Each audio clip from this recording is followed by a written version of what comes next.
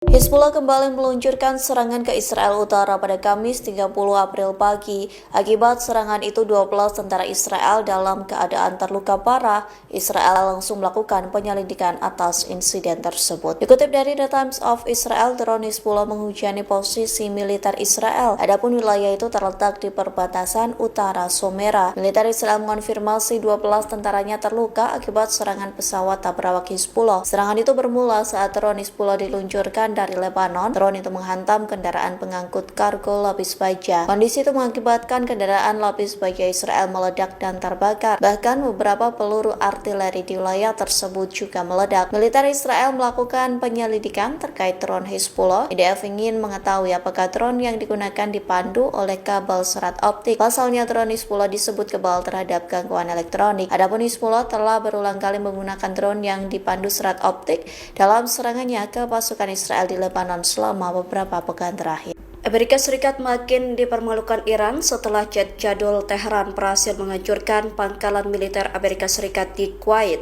Laporan khusus media yang berbasis di Amerika Serikat mengungkap bahwa pangkalan militer Amerika Serikat di Kuwait hancur setelah dibombardir jet tua Iran yakni F-5. Serangan tersebut terjadi beberapa waktu lalu, namun laporan soal kondisi pangkalan militer hingga kerugiannya baru terungkap. Dilansir dari Middle East Monitor pada Rabu 29 April, pangkalan militer Amerika Serikat di Kuwait dilaporkan mengalami kerusakan parah setelah digempur rudal jadul Iran. Jet tempur Northrop F-5 milik Iran yang dipakai untuk menggempur pangkalan Amerika Serikat di Kuwait terbilang memiliki usia yang sangat tua. Senjata tersebut diproduksi dan beroperasi antara 1960-an hingga 1970-an. Dengan usianya, jet F-5 tentu kalah canggih jika dibandingkan dengan jet tempur Amerika Serikat seperti F-35 hingga F-15A. Namun F-5 Iran terbukti mampu mempermalukan Amerika Serikat dengan keberhasilannya membobol sistem pertahanan udara berlapis di pangkalan militer Camp Buring, Kuwait. Atas serangan jet jadul Iran itu, sejumlah fasilitas utama militer Amerika Serikat di pangkalan tersebut rusak parah. Landasan pacu pesawat, sistem radar canggih,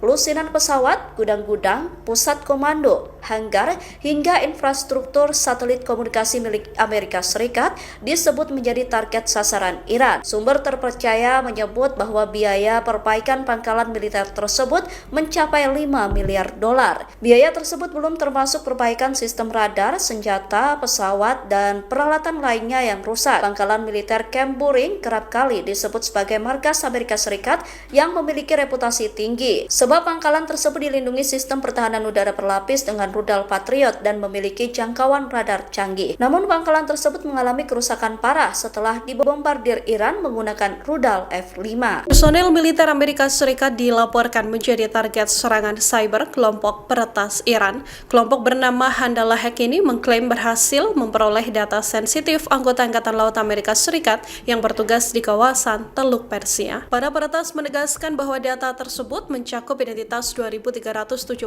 personel militer, mulai dari jabatan operasional hingga aktivitas di luar jam dinas. Ancaman ini disebut bukan sekedar klaim semata. Sejumlah personel Amerika Serikat yang ditempatkan di kawasan tersebut, termasuk di Bahrain, dilaporkan menerima pesan langsung melalui WhatsApp. Isi pesan tersebut bernada mengintimidasi dan menyasar informasi pribadi para anggota layanan. Tertulis pesan pula bahwa pasukan militer Amerika Serikat sedang diawasi dan diancam akan menjadi target serangan drone dan juga rudal. Handala Hack adalah kelompok peretas di bidang keamanan cyber yang kerap menyasar organisasi Amerika Serikat dan juga Israel. Kelompok ini juga berhasil meretas email pribadi dari Direktur FBI Kash Patel. Handala menampilkan diri sebagai kelompok pro-Palestina, tapi selama bertahun-tahun beroperasi sebagai kelompok untuk Kementerian Intelijen dan Keamanan Iran. Insiden ini lantas memicu kekhawatiran baru soal keamanan digital personil militer Amerika Serikat di tengah meningkatnya tensi Washington dan juga Teheran. Hingga kini belum ada pernyataan resmi dari Pentagon terkait klaim kebocoran data tersebut.